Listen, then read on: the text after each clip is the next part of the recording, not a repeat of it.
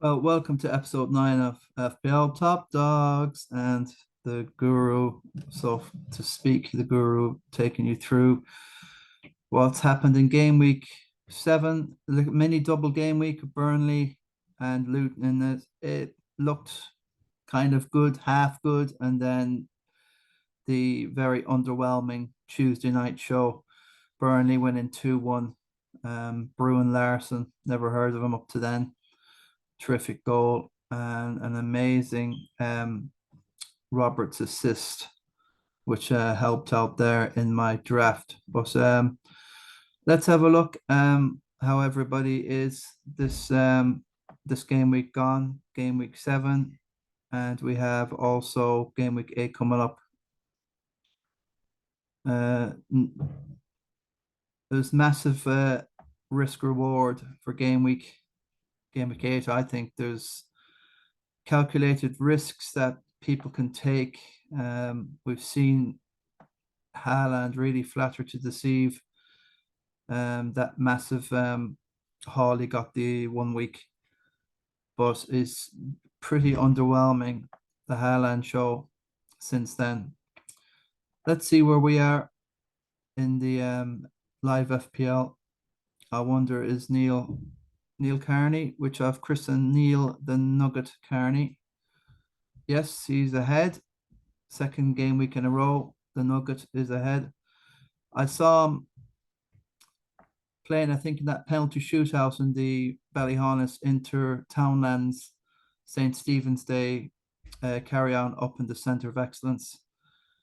Phenomenal for Brackloon and goalkeeping. So we're just reminiscing over Niall Richardson's amazing penalty. Phenomenal. Tig McGinty's one was pretty good as well. All the penalties were phenomenal, really. But yeah, I just saw Neil in goal and I said, "That's a nugget. What a player!" And it's 55,000 in the world. We have what have we got now? About 10.5 million players.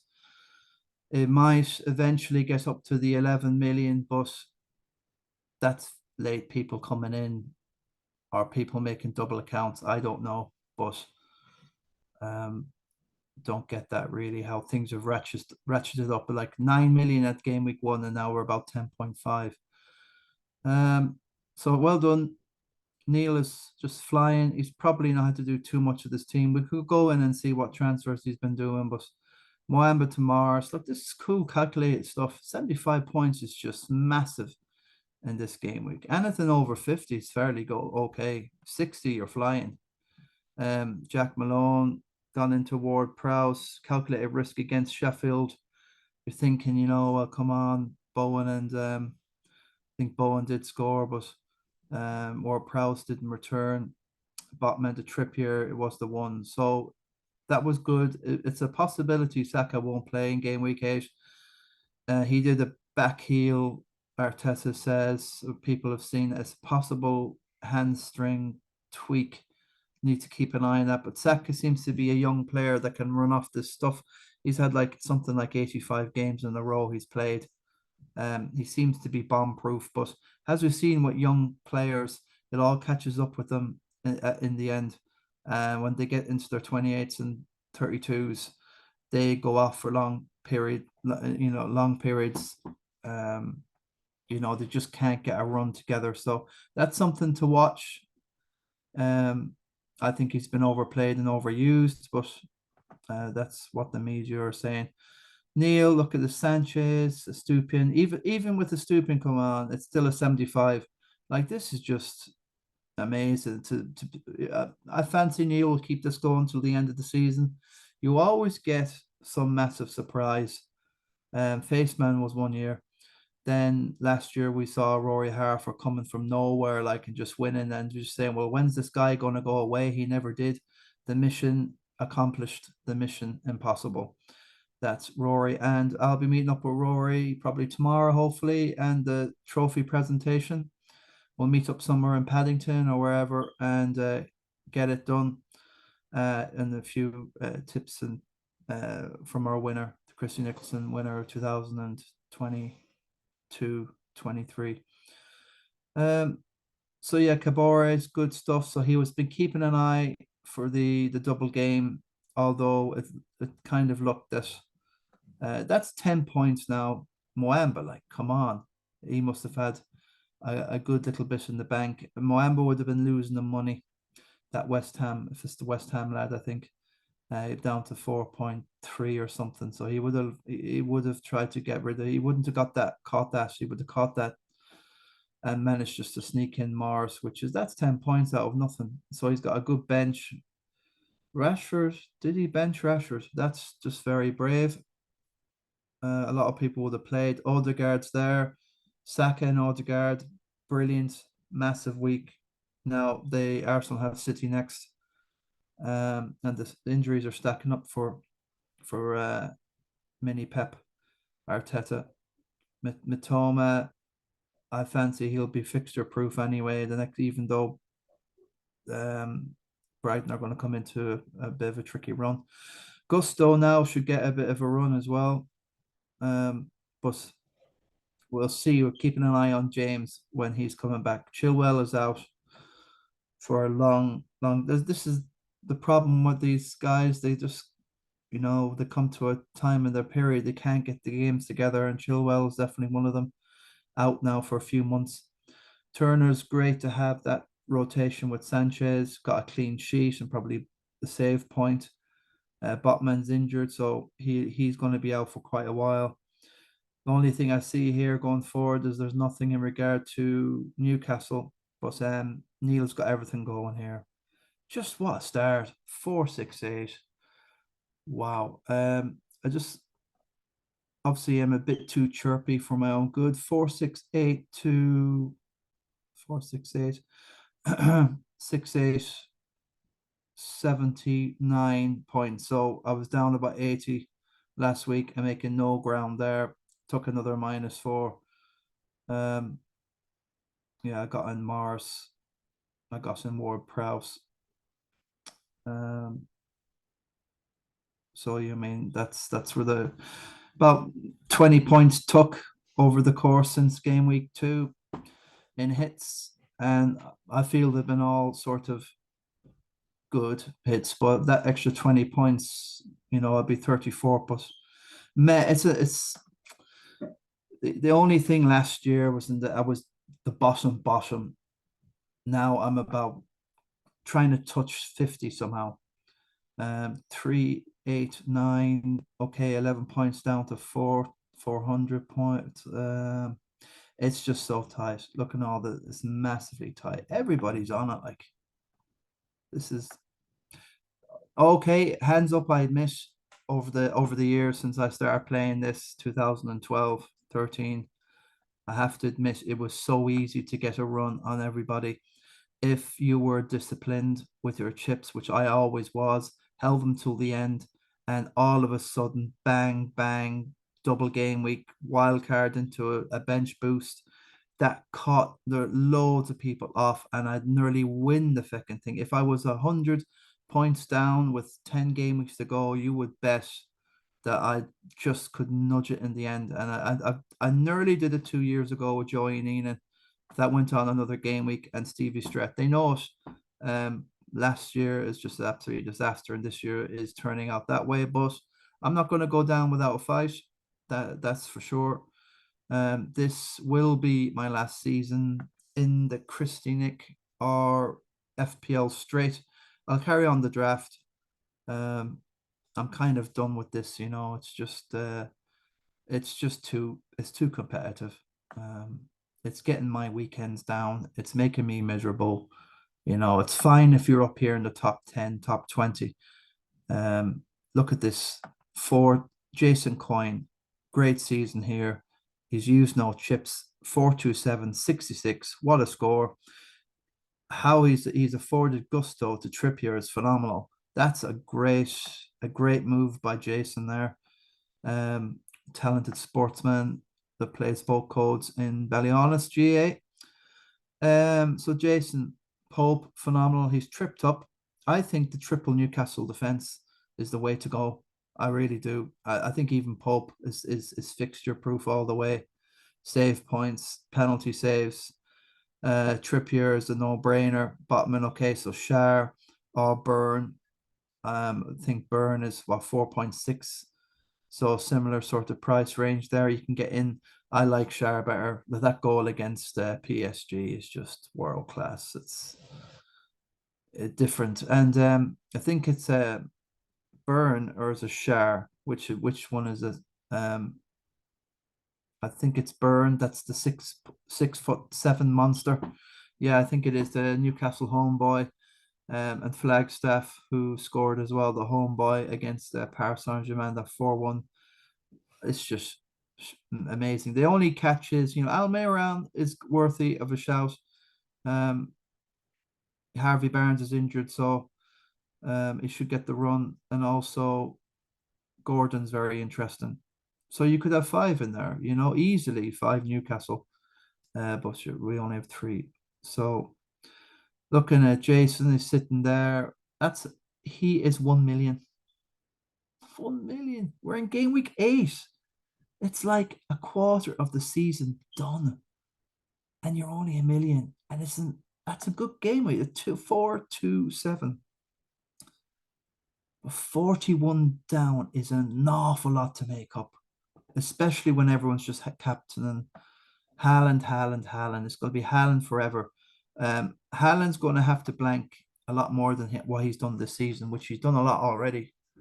Everybody is ruled by fear. Everybody's afraid of that massive haul. I look. I did captain that week that he did that haul, Haaland. Others didn't, and they've lost massive ground. But if you're down in the nether regions like here, what other options have you? You might as well be double down. It's either double top or double down. And the law of averages is that if I'll show you what I've done earlier on, or later on. But it's more likely to be double down really if you keep going against Haaland. But he's played 90 minutes away to Leipzig in that 3-1 win until Alvarez came on with a goal and assist. Wow, and I have him in the Sun Dream team. I'll show you later. I am not rubbish. I am acting like rubbish the last officially for 18, no, I'll say a year, definitely 14 months. I've been absolute rubbish. Every single decision's been absolute baloney. No luck, no nothing, and everything that can go wrong has gone wrong. Murphy's Law, I think it's more like Mac Murphy's Law. That's the I am. I've made a new law over Murphy's Law. Mac Murphy's, or the Wega Murphy's Law, is that everything does go wrong. But anyway, look at Watkins in here. Wowzers. Watkins is a shout for captaincy. Okay, he's away to Wolves in game week 8, but everything went wrong, or everything went right for Watkins there. 3 goals and 2 assists. But yeah, definitely captaincy shout. But it's only the penalty thing that is a frustration. If only like Diaz, or is this Luis? He's got the penalties for Villa. So going forward, he's got Maddie. This isn't the template. You notice people are getting off that template with a twist, with a more than a twerk here and there. Okay, Stupian, Trippier wasn't in he wasn't in. Odegaard, seldom, some templates had.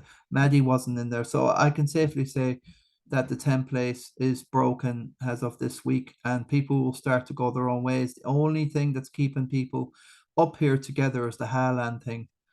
No Alvarez here, pretty brave, but I think game week 10, these guys here in the top, they'll play their wild card. They'll get off any Chelsea, any Brighton, and they'll get more West Ham and Villa in. Claret and Blue is the future for game week 10 onwards, and Liverpool, of course, their run. And look, there's no Bruno, there's no Rashford in this team. And people like myself, I can see that we were too loyal and faithful to Bruno and Rashford and Onana. It's just trying to be re-engaged with my Man United roots. I've kind of been too biased in that regard with United, just trying to kind of get the old days back. But United are nothing like the old days, trust me.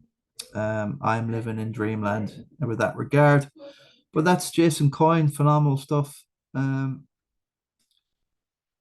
at Stevie Stress, FPL Draft Duo, Nosey. No more stress. We have to call him Nosey and Jaxie. Where's Jaxie in second? So the duo team, we have their draft. I think it's this one here. Um, I only started playing draft. This is my first season, and these guys got me into their format, which is I think 6 leagues. It started off with 4 leagues of 12. I think they want to have 4 qualifier leagues of 12, and I think they wanted now 6 qualifier leagues of 12 because of demand. But at the moment, we the if it's the 6 leagues, it's going to be the top two of each of the 6 leagues will go into one league of 12, which will be the top league. Then 3 and 4 of all the other 6 leagues will go into the second tier league, like is in the championship. And then fifth, sixth will go on to the third league of 6, and then myself and Jamesy here go into the fourth league. So once you get your league determined all the way down to fifth and sixth tier, if you become in the bottom two here, you're going to be denoted into the bottom tier 6, and you're that to claw your way all the way up to the top tier is going to be a long process. So these qualifier leagues are very, very important. Albeit I have 4 wins and 3 defeats. That's 12 points. You know, it's because of my points difference is the worst out of these guys on 12. And there's a few on 15. Now I happen to beat Stevie this week only because I drafted in a load of Brighton and Luton. And the Roberts he managed to get an assist there later on, and that was it. It would have been a tie otherwise. But yeah, it's interesting. I don't see myself really winning out. Next week, I'm taking on some guy with Haaland in his team, which is hopefully a blank again. But this is the sort of thing I have Gordon, got into Corey, got in all my Burnley there, and a bit of Luton. So it was tough for Strat. I kind of ambushed them. It's kind of a mean thing to do. I have James to come back. Romario will play against Luton. Not bad keepers, but I have no premium player here. Mount is just like that's not even a punt. It's like not even. I wish it was a punt. It's more like chip into the drain. Mount at the moment. Any United asset really is just people are keeping them, but Morris is interesting to have in this thing. Really, he keeps chipping away, and also that guy Lyle Taylor as well keeps chipping away. That's what you want in draft. Um, so I've been getting used to this crack. Um, as I said, I'm up against Haaland, and I got really tough games after that. And I have nothing out. I think kind of a bit mean to kind of target stress. I kind of gave up the last game week in a way to get these guys in uh, 2 weeks in advance. Like only got 22 points. Rodrigo getting sent off. Gordon done okay. Romero got the own goal. So I was kind of goose, but I was up against a very tough guy that game week, and I kind of gave it up so that I could get in all these guys for 2 weeks ahead. And when nobody's looking at them, but now I've got nowhere to go, and I don't know what to do for game week 8 and the guys I have next.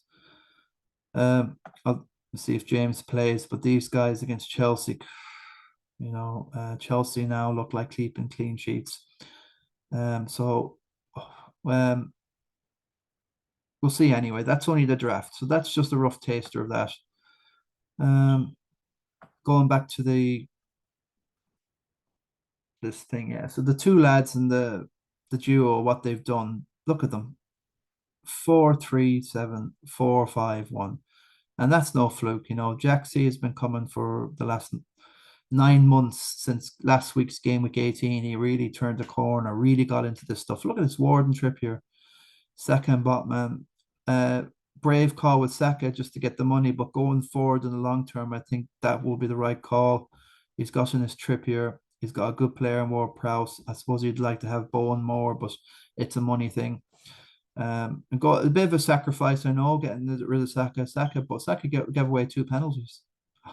Even though he got about 9 points in the last game week, I'd be absolutely livid with Saka.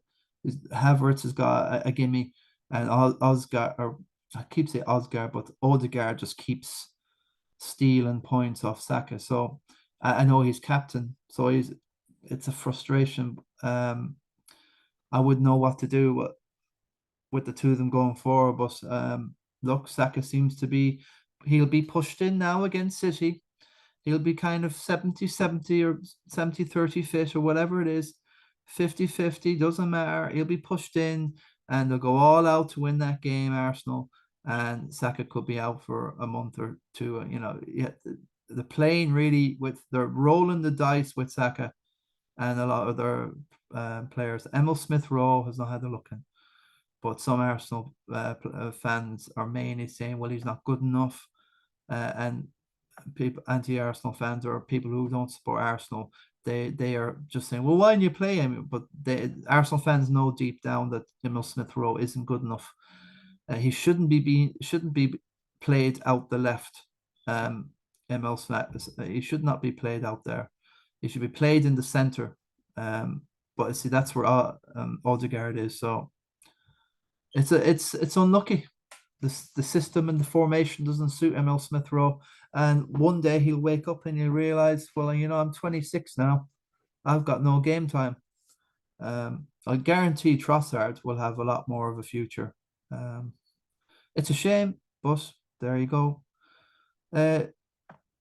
So what's the story here? Yeah. Well, we won't go into much, but yeah.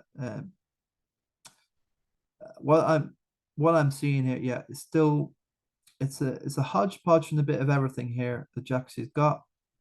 I don't like the bench whatsoever. Morris is fine. I think a lot of these guys in the top echelons of the Christie will be playing a wild card sooner or later. I fancy if I was a betting man, I fancy Jackie will play the wild card, get Son in, he's got a Salah in there, but is Salah like a Trojan horse? Is he like the best gift in the world? Is he? Um, I'm not sure. And Diaz doesn't get the goal against Spurs, which was ruled out. That's another frustration. Liverpool could be a frustration. Um, Saka isn't bringing in these hauls. He's chipping away well, but he's not bringing in these hauls. I'm not sure, but I'm all in, as you can see with Liverpool. I have Robbo and Salah myself. Jamesy, the Mave or the Maverick Lions, third last season. He's nobody had him in the top five for this season, so he's got a point to prove. But look at he's 500,000 here. And things are starting to really like after 7, we're nearly into 8 game weeks here, and we are nearly kind of where we are at the minute. And you can see the massive difference in 500,000 nearly in the difference of 29 points there. It's just insane. The amount of competitive players is just it's I find no sort of anything in this, because once you get off to that bad starting game with 1-2 and it adds on you're there for the rest of the season and there's no hope. There's no way you're going to get out of that quicksand. You're going to stay where you're going to stay unless you do something absolutely harebrained, or something absolutely, you're basically jumping off a cliff and hoping a unicorn is flying by and you jump on that unicorn and it gets you to the other side. And then everyone's like that, and you win. You win. Game over. You've won. That's the territory I'm in. jump off the cliff mode. So Jamesy Saliba, he's kept the faith, and now Dallo, don't like him at all. I think at all United, even Brentford could turn up there and destroy that. Brentford had been in a terrible losing streak with Everton, and like absolutely, I don't know what's happened to Brentford. It's just they got a good team. It's just like they've put everything in that first month of the season, and now they've got nothing, and they've really unlucky. Not getting that penalty. I'm shocked at how I have Buemo like in my dream team, and I had him for game week 7, and I can't believe he didn't get a penalty. We still got fouled by Turner, and he's no VAR, no nothing. I have no faith in VAR, and I suppose it's a sickener, the whole thing. Everything is just rubbish, 100% rubbish. In Ireland, we have our own Gaelic games, and all we use is Hawkeye that goes behind is a pointer or is not a point. And I love the fact the referee's in control. They're used to being in control. They have good heightened senses about the game and about players.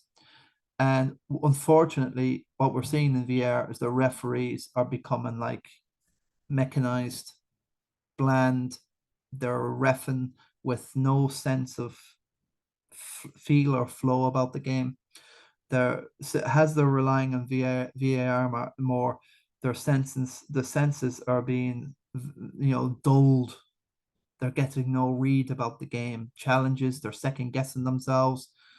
In rugby, we've seen the reverse, where we see VAR is used along with the referee and to guide, and he has the ultimate decision. I know about the try, but I just feel it's worked in rugby, it's worked in cricket. Whatever form we have now is just disgusting, the whole thing. Youngsters today now will grow up now with VAR, and they'll be used to it, and they won't be able to understand dinosaurs like me, who used to fall in love with the game and absolutely give most of my life up to the game, and I don't recognize anything of it now. I when I was like 15 and 16 and onwards, the people back then were saying, oh, you can't make a tackle, oh, you get call complaining about the the the way the game was played in regard to midfield and them. And I don't want to see them challenges back, and I think that's a good thing. We're not seeing as many career-ending things, and that's fair enough. But what's happening today is just, it's normalized chaos. So Bell, not too bad. He had a little bit in. He still got his 56, and that's what I mean. Like, I've done an awful lot to kind of.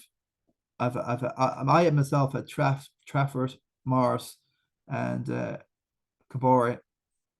Yeah, but he's at Amadou, so he's got his 5 points, and that's kind of basically negated my Mars. So it really, the Mars thing, not being able to get an assist or something, that has been another blow for me yet again. Another thing I tried. I took a -4 to get Mars in.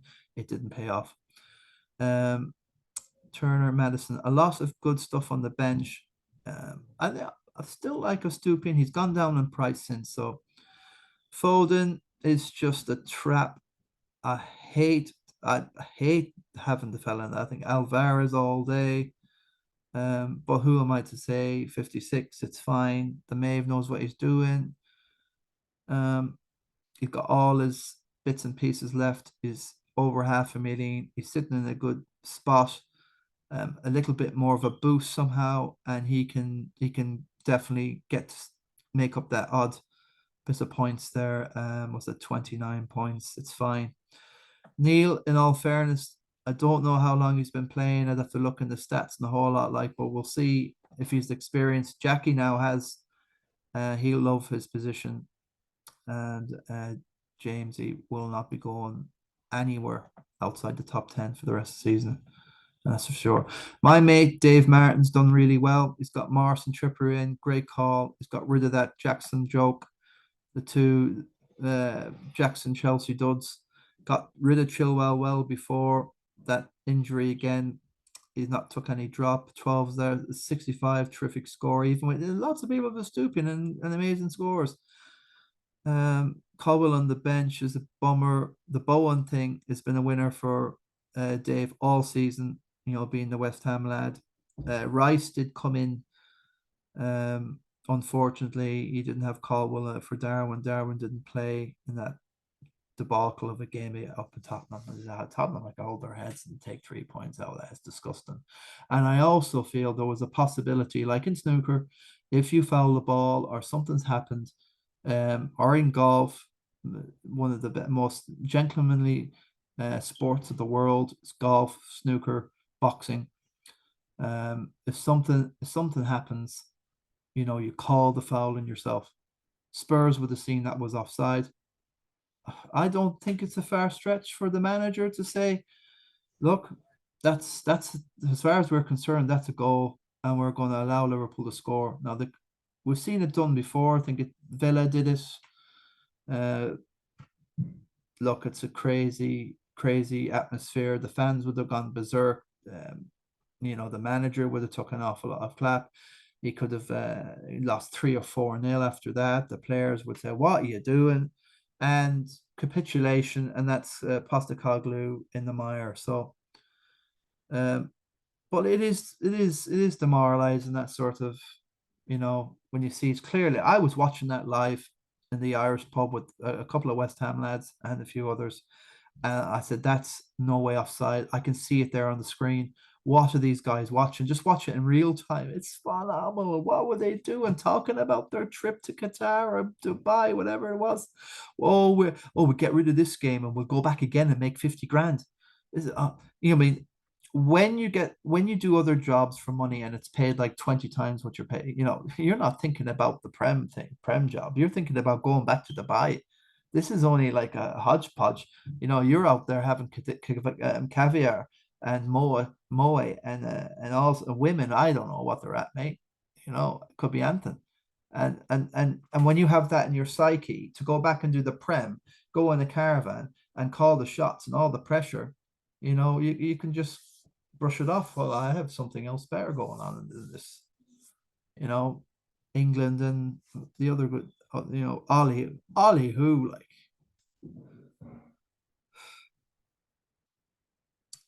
So Dave Martin flying, I'm shocked. Dave has come third before in the Christie Nicholson in 2018, I think it was, in his first season. And he's gone away. He went away for like 3 or 4 years. He's come back and he's gone, well, I fancy this again. Yeah, Trippier's a good move. He likes Edison. There's a lot of money in the bench, but he's got a good well, in goalkeeper, he's got a lot of money invested in goalkeepers there. And Buemo still keeping the faith going forward. He has 2 Spurs going. Look at that Poro thing as well. That's he must have got an assist there or something. I can't remember what that probably did, and a few bonus points. Stevie, Son, and Trippier. Is that anything similar to what we see his other duo part of the team has gone for Ward-Prowse? So they both got rid of Saka. One's gone for Ward-Prowse, probably because of the money. I like Stevie Strett's move. He's got the Son in probably before the price. He got him in before 9.3 now. He's 9. We got him in at 9.2, I'd say. 9.3 Sons. Now that'd be probably 9.5 by tomorrow, definitely by Sunday. Away to Luton is just too good. He's got his 3. This is great planning, and have Watkins in as well. Keep the faith in Watkins. Deserves anyone who kept the faith in Watkins, because most people like myself, we were getting rid of Watkins for Alvarez. In my case, I can't remember who I had. I had Jackson, so I got rid of Jackson for Alvarez. But most people got rid of Watkins for Alvarez. No, I like Alvarez, and I think he's a good. I think he could be a hedge against Haaland now. And that's what I'm going to do now. I'm going to hedge against Haaland. Leno's been the keeper of the season. Didn't make a difference in that case, but you think Pickford would have done something against Luton, but he didn't. He ejected in against Luton. It's shocking, really. Mamba has just been, a money pit, so that's a scary. He could go down more. Shocking that we had to have him gone ages ago. Eze might play himself back into form, but now he's injured, so that's a problem. Um, I mean, Bruno statistics are quite good, expected goals and chances and bits and pieces, but he's not been getting the returns. He's only been chipping away. Okay for the price he is. If he was 10 million, I'd be more worried. Um, but going forward, I like Knowles' team here. You know, okay, Botman needs to be looked after. That's an easy one to burn or someone like that, or possibly Anderson. Now he's gone up in price. We'll see. Uh, yeah,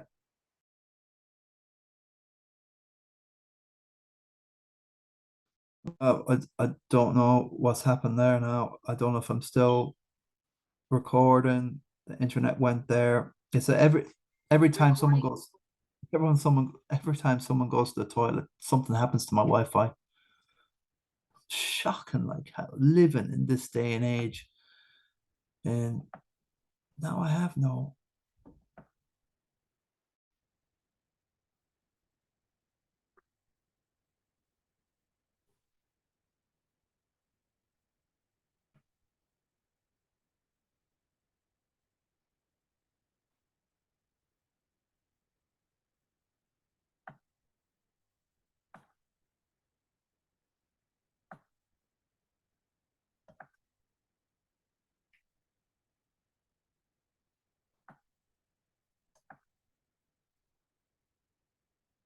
Well, I don't know what's happened there at all. It's internet issues, of course, living in London.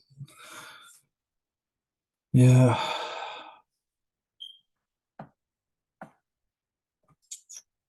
I'll have to leave it there anyway. Thanks anyway, folks, if you can hear me. I'll leave it there. Um, quickly show. I don't know if what I've done beforehand is recorded. So it's like kind of, is there any point going on if you don't know? Um, it's just when people use the toilet here next door or use the hot tap or something, this the internet goes ballistic. I think the Wi-Fi box is in with the boiler downstairs. I think it might be something to do with heat or don't know. No idea.